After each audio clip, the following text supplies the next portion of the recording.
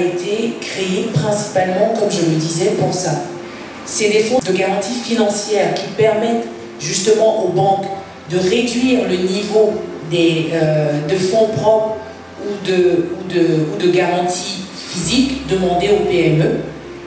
Nous apportons, je vais donner des chiffres, sur un crédit d'1 milliard demandé à une banque, AGF peut prendre 500 millions, donc jusqu'à 50% du crédit en garantie, 500 millions.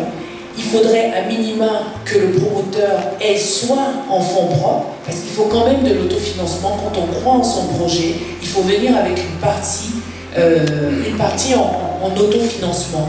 Donc le promoteur apportera une partie en autofinancement, donc en fonds propres, qui est aussi une garantie pour la banque. Donc il y aurait 50% qui seraient pris en compte par l'AGF ou d'autres fonds de garantie, 25% ou 30% par le promoteur en autofinancement et le reste par la banque. Quand on parle de start-up du numérique, c'est des entreprises qui ont des actifs qui ne sont pas corporels. C'est vrai qu'ils sortent du champ traditionnel, du terrain, du titre foncier. Ils ont des brevets. Donc il faut pouvoir breveter quand on a une idée, quand elle est viable, quand elle est innovante. Il faut savoir breveter nos idées, les apporter en garantie. C'est pour ça que je parle de garantie immatérielle. Je pense que en plus donc, des garanties financières qu'AGF peut apporter, en plus des garanties d'autofinancement que la PME ou le promoteur peut apporter, on devrait rajouter, pour promouvoir cette économie numérique ou ces innovations, rajouter des actifs immatériels que sont nos brevets.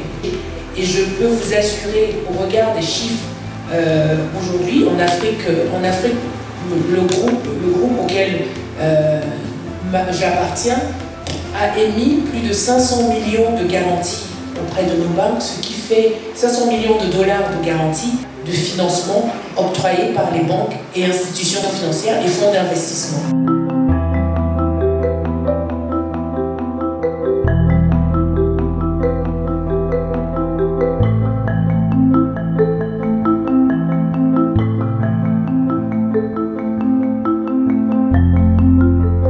African Guarantee Fund, une garantie pour la croissance africaine.